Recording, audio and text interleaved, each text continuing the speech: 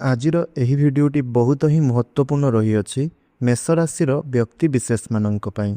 ମେଷ ରାଶିର ବ୍ୟକ୍ତିବିଶେଷମାନଙ୍କର କିଛି ଏମିତି ଗୁପ୍ତ ଦୁଃଖ ଗୁଡ଼ିକ ରହିଥାଏ, କିଛି ଗୁପ୍ତ ରହସ୍ୟ ଗୁଡ଼ିକ ରହିଥାଏ ଯାହାକୁ କେହି ଜାଣିପାରନ୍ତି ନାହିଁ। ସାହସୀ ହୃଦୟର କିନ୍ତୁ ଅଦୃଶ୍ୟ ଆଘାତ କିଛି ଏମାନଙ୍କ ମନରେ ରହିଥାଏ ଯାହାକୁ କି ସମସ୍ତେ ଜାଣିପାରନ୍ତି ନାହିଁ।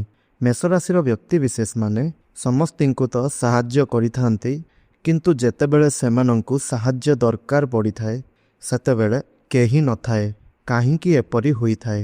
ଯେଉଁମାନେ ସବୁଠାରୁ ସତ୍ୟବାଦୀ ସେମାନେ କାହିଁକି ସବୁଠାରୁ ଅଧିକ ଧୋକା ଖାଇଥାନ୍ତି? ମେଷ ରାଶିର ହୃଦୟ ଅଗ୍ନି ଭଳି ଶକ୍ତ, କିନ୍ତୁ ଏମାନେ ଏମିତି ଭାଙ୍ଗି ଯାଇଥାନ୍ତି କାହିଁକି? ମେଷ ରାଶିର ବ୍ୟକ୍ତିବିଶେଷମାନେ ସବୁବେଳେ ଆଗୁଆ ତ ରହିଥାନ୍ତି, କିନ୍ତୁ ଶେଷରେ ଏକାକୀ କ'ଣ ପାଇଁ ହୋଇଯାଇଥାନ୍ତି? ଯଦି ଆପଣ ମେଷ ରାଶିର ବ୍ୟକ୍ତିବିଶେଷ ଅଟନ୍ତି, ତେବେ ଏହି କଥାଗୁଡ଼ିକ ଆପଣଙ୍କ ହୃଦୟକୁ ନିଶ୍ଚିନ୍ତ ରୂପରେ ଛୁଇଁଥିବ, କାହିଁକି ନା ଏହା ଆପଣଙ୍କର ଅକୁହା ସତ୍ୟ ଅଟେ। ତେବେ ଏହା ପଛରେ କ'ଣ ସବୁ ରହସ୍ୟ ଗୁଡ଼ିକ ରହୁଅଛି?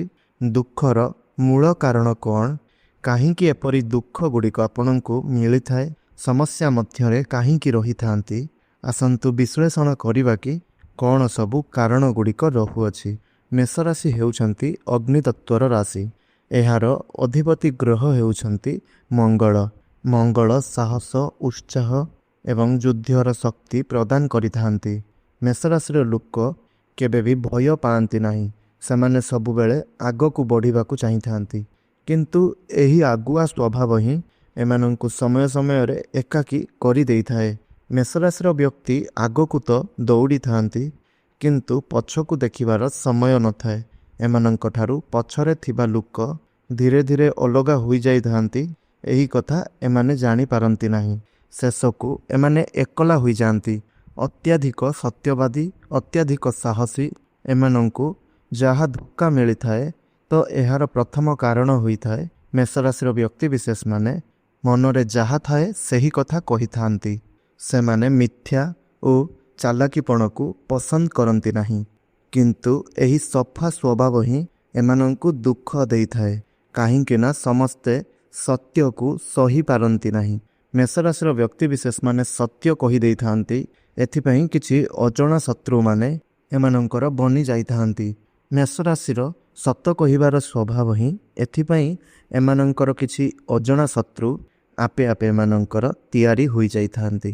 ଏମାନେ ଭାବିଥାନ୍ତି ଯେ ସମସ୍ତେ ଏମାନଙ୍କ ପରି ସରଳ, କିନ୍ତୁ ଜଗତ ଏତେ ସରଳ ନୁହେଁ। ଅନେକ ବ୍ୟକ୍ତିବିଶେଷମାନେ ଏପରି ଥାନ୍ତି ଯେଉଁମାନଙ୍କର ଦୁଇ ପ୍ରକାରର ମୁହଁ ରହିଥାଏ, ଯାହାକି ସେମାନେ ଗୋଟେ ଦେଖାଯାଆନ୍ତି, କିନ୍ତୁ ଭିତରେ ସେମାନେ ଅନ୍ୟ ପ୍ରକାରର ହୋଇଥାନ୍ତି। ଏହି କାରଣରୁ ମେଷ ରାଶିର ବ୍ୟକ୍ତିବିଶେଷମାନେ ବିଶେଷ କରି ଅନେକ ଥର ଧୋକା ପାଇଥାନ୍ତି। ସଠିକ୍ ଲୋକମାନଙ୍କୁ ଚିହ୍ନିବାରେ ଏମାନଙ୍କ ସହିତ ଧୋକା ହୋଇଥାଏ। ପ୍ରେମ କ୍ଷେତ୍ରରେ ସମ୍ପୂର୍ଣ୍ଣ ସମର୍ଥନ ଭାଙ୍ଗିଯିବାର ମଧ୍ୟ ଦ୍ୱିତୀୟ କାରଣ ହୋଇଥାଏ। ମେଷ ରାଶିର ବ୍ୟକ୍ତି ଯେତେବେଳେ ଯାହାକୁ ଭଲ ପାଇଥାନ୍ତି ସେତେବେଳେ ସମ୍ପୂର୍ଣ୍ଣ ହୃଦୟ ଦେଇଥାନ୍ତି। ଅଧା ଭାବରେ ପ୍ରେମ କରିବା ପସନ୍ଦ କରନ୍ତି ନାହିଁ। ସେମାନଙ୍କ ପାଇଁ ପ୍ରେମ ହିଁ ହେଉଛି ଜୀବନ। ଯଦି ସେହି ପ୍ରେମରେ ଧୋକା ମିଳିଥାଏ, ତାହାହେଲେ ଏମାନେ ଭିତରୁ ଭାଙ୍ଗି ଯାଇଥାନ୍ତି। ଯାହାଙ୍କୁ ସାହାଯ୍ୟ ସହଯୋଗ କରିଥାନ୍ତି, ଯେଉଁମାନଙ୍କୁ ଅଧିକା ଏମାନେ ଭଲ ପାଇଥାନ୍ତି, ସେମାନଙ୍କର ଅସୁବିଧା ସମୟରେ ଠିଆ ହୋଇଥାନ୍ତି। ଯିଏ ଡାକିଦେଲେ ଆଗ ଠିଆ ହୋଇଥାନ୍ତି। କିନ୍ତୁ ଦେଖିନିଅନ୍ତୁ, ଆପଣ ଅନୁଭବ କରିକି ଦେଖନ୍ତୁ, ଆପଣ ଯାହାକୁ ହିଁ ସାହାଯ୍ୟ କରିଛନ୍ତି, ଆପଣ ଯାହା ପ୍ରତି ଅଧିକ ଅନୁରକ୍ତ ରହିଥିଲେ, ସେହିମାନେ ହିଁ ଆପଣଙ୍କୁ ଅଧାରେ ହିଁ ଛାଡ଼ି ଦେଇଛନ୍ତି। ସେଇମାନେ ହିଁ ଏବେ ଆପଣଙ୍କ ଠାରୁ ଦୂରାଇ ଯାଇଛନ୍ତି। ମେଷ ରାଶିର ବ୍ୟକ୍ତିବିଶେଷମାନଙ୍କର ଜୀବନ ହିଁ କିଛି ଏହିପରି ସମସ୍ୟା ଆସିଥାଏ। ମେଷ ରାଶିର ବ୍ୟକ୍ତିବିଶେଷମାନେ ବାହାରୁ ତ ବହୁତ ଶକ୍ତିଶାଳୀ ଦେଖାଯାଇଥାନ୍ତି, କିନ୍ତୁ ଏମାନେ ଅଧିକ ପ୍ରେମରେ ଭାଙ୍ଗି ଯାଇଥାନ୍ତି ଆଉ ସବୁଠାରୁ ଅଧିକ ନୀରବ ବନି ଯାଇଥାନ୍ତି। ନିଜର ଦୁଃଖ ଏମାନେ କାହାକୁ ଦେଖାଇ ପାରନ୍ତି ନାହିଁ। ଏମାନେ କାନ୍ଦନ୍ତି କିନ୍ତୁ ଦେଖାନ୍ତି ନାହିଁ। ଏମାନେ ଦୁଃଖ ତ ପାଇଥାନ୍ତି, କିନ୍ତୁ କାହାକୁ କୁହନ୍ତି ନାହିଁ। ଆଉ ଗୋଟିଏ ଗୁଣ ମଧ୍ୟ ଆପଣ ଧ୍ୟାନ ରଖିବେ, ଆପଣଙ୍କର କ୍ରୋଧ। ଆପଣ ହେଉଛନ୍ତି ଅଗ୍ନିତତ୍ତ୍ୱର ରାଶି। ନିଶ୍ଚିନ୍ତ ରୂପରେ କ୍ରୋଧ ଆପଣଙ୍କର ତ ରହିବ, ଏବଂ ତୁରନ୍ତ ସିଦ୍ଧାନ୍ତ ନେବା, ତୁରନ୍ତ କୌଣସି ନିଷ୍ପତ୍ତି ନେବା ମେଷ ରାଶିର ଅଗ୍ନିତତ୍ତ୍ୱର ଅଧିକାର ନିଶ୍ଚିନ୍ତ ରୂପରେ ରହିବ। ମଙ୍ଗଳ ଆପଣଙ୍କର ଅଧିପତି। ଯାହାକି ଉତ୍ତପ୍ତ ଗ୍ରହ। କମ୍ ସମୟରେ ତ ଆପଣ ରାଗିଥାନ୍ତି, କିନ୍ତୁ ବହୁତ କମ୍ ସମୟରେ ଆପଣ ଥଣ୍ଡା ହୋଇଥାନ୍ତି। ଯିଏ ଆପଣଙ୍କ ସ୍ୱଭାବକୁ ଜାଣିଥାନ୍ତି ସେମାନେ ଆପଣଙ୍କ ସାଥିରେ କ୍ଲେଶ କରନ୍ତି ନାହିଁ, କିନ୍ତୁ ପ୍ରାୟତଃ ଲୋକ ଆପଣଙ୍କୁ ଜାଣିପାରନ୍ତି ନାହିଁ ଆଉ ଅକାରଣରେ ହିଁ ଆପଣଙ୍କୁ ଶତ୍ରୁ ବୋଲି ଭାବି ନେଇଥାନ୍ତି ଏବଂ ଆପଣଙ୍କର ତୁରନ୍ତ ନିଷ୍ପତ୍ତି ନେବା ମଧ୍ୟ ଆପଣଙ୍କ ପାଇଁ ବେଳେବେଳେ କ୍ଷତିକାରକ ହୋଇଥାଏ। ଅଧିକ ଭାବି ନେଇଥାନ୍ତି, ତୁରନ୍ତ କୌଣସି ନିଷ୍ପତ୍ତି ନେଇଯାଇଥାନ୍ତି, କିନ୍ତୁ ପଛରେ ପଶ୍ଚାତାପ କରିଥାନ୍ତି। ମନେ ରଖନ୍ତୁ, ତୁରନ୍ତ କୌଣସି ନିଷ୍ପତ୍ତି ନେବେ ନାହିଁ। ରାଗରେ ନେଇଥିବା ନିଷ୍ପତ୍ତି ନିଶ୍ଚିନ୍ତ ରୂପରେ ଆପଣଙ୍କୁ ଅସୁବିଧାରେ ପକାଇବ, ସମସ୍ୟାରେ ପକାଇବ। ମେଷ ରାଶିର ବ୍ୟକ୍ତି, ଏମାନଙ୍କର ରାଗ ହେଉଛି 1 ମିନିଟର ରାଗ, କିନ୍ତୁ ଏହି ରାଗ କାରଣରୁ ବର୍ଷ ବର୍ଷର ସମ୍ପର୍କ ମଧ୍ୟ ଭାଙ୍ଗି ଦେଇପାରେ। ଏମାନେ ପରେ ଭାବିଥାନ୍ତି, କାହିଁକି ମୁଁ ଏମିତି କହିଦେଲି, କିନ୍ତୁ ସେହି ସମୟ ଆଉ ଫେରିଆସେ ନାହିଁ। ସେଥିପାଇଁ ସଦାସର୍ବଦା ଲୁହ ମଧ୍ୟ ଗଡ଼ାଇଥାନ୍ତି।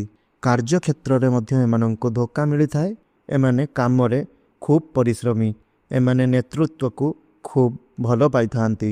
ଅନେକ ଥର ଏମାନଙ୍କର ପରିଶ୍ରମ ଅନ୍ୟମାନେ ସହି ପାରନ୍ତି ନାହିଁ ଏବଂ ଆଖପାଖର ସହକର୍ମୀମାନେ ହିଁ ଏମାନଙ୍କ ବିରୁଦ୍ଧରେ ଲାଗି ପଡ଼ନ୍ତି, ଯାହା ପାଇଁ ଏମାନେ ହୃଦୟରୁ ଭାଙ୍ଗିଯାଆନ୍ତି ଆଉ ଆଗକୁ ବଢ଼ିବାରେ ବହୁତ ସମସ୍ୟା ଆସିଥାଏ ଏମାନଙ୍କ ଜୀବନରେ। ମେଷରାଶିର ବ୍ୟକ୍ତି କାମ ତ କରିଥାନ୍ତି, କିନ୍ତୁ ସେହି କାମର ଶ୍ରେୟ ଅନ୍ୟମାନେ ନେଇଯାଇଥାନ୍ତି ଏବଂ ଏହି ସମସ୍ୟାରେ ଏମାନେ ମଧ୍ୟ କିଛି କରିପାରନ୍ତି ନାହିଁ। କେବଳ ଚୁପ୍ ଏମାନେ ବସିକରି ରୁହନ୍ତି। ମେଷରାଶିର ବ୍ୟକ୍ତିମାନେ ନିଜର ସମ୍ମାନକୁ ବହୁତ ମୂଲ୍ୟ ଦେଇଥାନ୍ତି।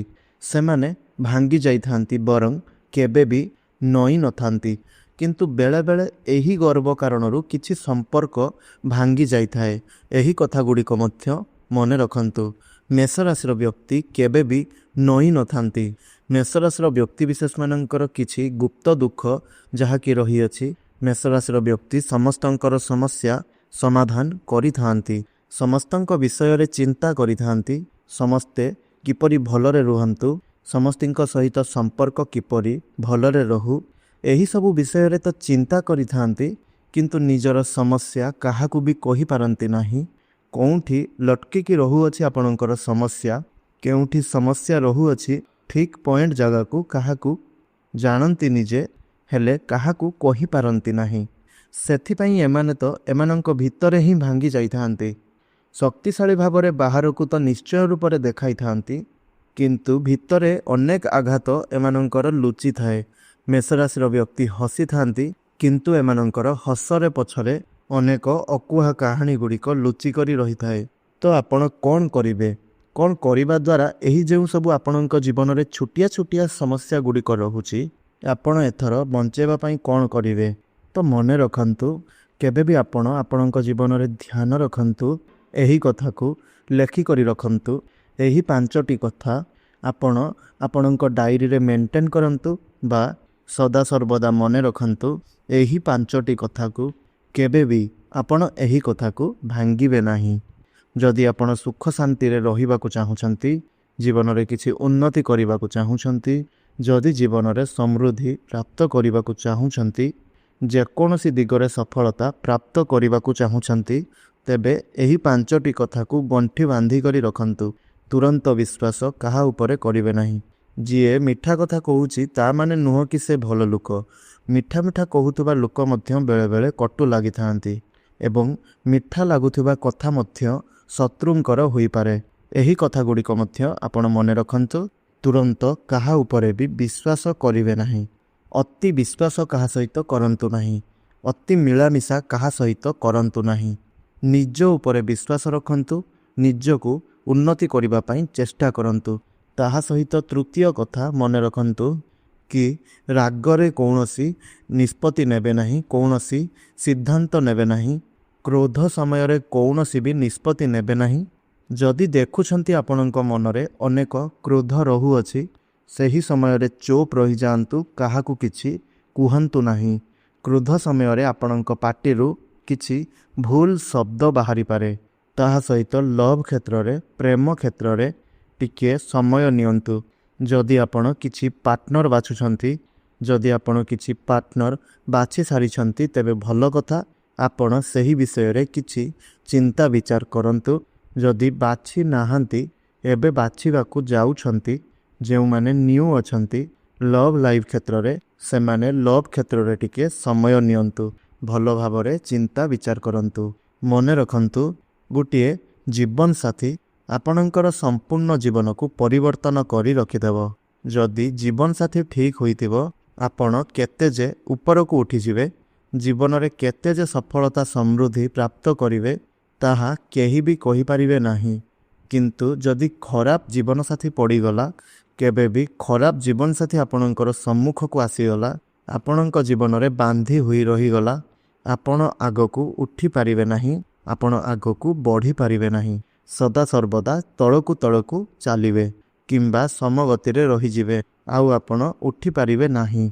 तो एथिपाई प्रेम क्षेत्र रे जहाकू भल पाउछंती जहाकू जीवन साथी रूप रे बाछुछंती निश्चिंत रूप रे समय नियंतु भल भावरे चिंता विचार करंतु आपणकर काम कौन आपणकर चिंताधारा कौन सेही चिंताधारा को आपणकर काम को सम्मान देउछंती ना नाही आपणकर चिंताधारा को सम्मान दौछंती ना नाही सेही सबु क्षेत्र रे चिंता करी ही कौनसी निष्पत्ति नियंतु एवं आगकू बढ़ंतु एवं आत्मसम्मान आपणकर निश्चिंत रखंतु। एइटा बहुत बड़ सत कथा निजर सम्मान को केबे हेले भी हानि हेबा पई दियंतु नाही। हेले गोटिए कथा आपण मने रखंतु सदा सर्वदा टिकिए नम्र रहिबा पई चेष्टा करंतु। आत्मसम्मान को जगिबा समस्त व्यक्ति मानकर कर्तव्य किंतु निज ठारे टिकिए नरमपण रखंतु समस्तंक साथी रे टिकिए नम्रतापूर्ण कथबार्ता रखंतु संपर्क रखंतु। देखिबे समय तो टिके लागी पारे आपणको किछि लोक टिके कमजोर भाबी पारंती किंतु भविष्यत रे आपणकर परिधि बहुत ही बढ़ी जीवो बहुत लोक माने आपणको पसंद करबा को लागिवे। ताहा सहित आपण आउ गुटिए काम करंतु 5 नंबर कथा जहा कि आपण प्रत्येक मंगलवार दिन हनुमान चालीसा अवश्य रूप रे पाठ करंतु। जदि आपण प्रत्येक दिन पाठ करूछंती तेबे विशेष करी मेष राशि व्यक्ति विशेष मानक पई हनुमान चालीसा पाठ कले बहुत ही उपकारी साब्यस्त होइथाय। प्रत्येक दिन पाठ कले तो बहुत भल नाई तो प्रति मंगलवार दिन गोटे थर हनुमान चालीसा अवश्य रूप रे पाठ करंतु। देखिबे आपणक जीवन रे जहा सबु बाधा समस्या रहिबो ताहा सबु ऑटोमेटिक कटि जिवो जे आपण केतेबेले जानि परिबे नाही। शेष रे गोटे कथा मने रखंतु कि मेष राशि व्यक्ति दुख तो पाई थांती किंतु गोटे कथा मने रखंतु जे एमाने योद्धा स्वभावर अटंती हुए तो भांगी जाती हुए तो जीति जाती। जेतेबेले जीति थांती सेतेबेले एमाने राज करि थांती जेतेबेले कौनसी स्थान रु एमाने धोखा पाई थांती सेतेबेले एमाने निश्चय रूप रे किछि ना किछि शिखि थांती। मेष राशि व्यक्ति विशेष मानकर आउ गोटे कथा मने रखंतु आपणक लाइफ रे टिके प्रत्येक सफलता डेरी रे आसी थाए प्रत्येकटी क्षेत्र रे आपणको टिके डेरी रे सफलता मिली थाए। तेणु आपण धैर्य धरंतु प्रत्येक क्षेत्र रे धैर्य धरंतु किंतु आपण मने रखंतु जेतेबेले आपण जीति थांती टिके डेरी रे जीति थांती सत टिके आपणकर लेट होई जाए सत किंतु जेतेबेले आपण जीति थांती सेतेबेले समय मध्य आपणको प्रणाम करिथाए शत्रु मध्य आपणको प्रशंसा करिथाए। तेबे भिडियोटी जदि आपण माननकु भलो लागिछि कमेंट बॉक्स रे जय हनुमान अवश्य रूप रे लिखि दियंतु एवं आपणकर जहा भी मत ताहा मध्य कमेंट बॉक्स रे निश्चय रूप रे लिखंतु। भिडियोटी को गोटे लाइक करी भिडियोटी को आपणकर सांगसाथी परिवार सदस्य माननक सह गोटे शेयर अवश्य करंतु एवं चैनल टी रे नुआ थिले चैनल टी को सब्सक्राइब करी पाखरे आसुथबा बेल आइकन टी को मध्य दबाई दियंतु जहा द्वारा आमे अपलोड करूथबा प्रत्येक वीडियो आपणक पाखरे सर्वप्रथमे पहुंची पारिबो। धन्यवाद।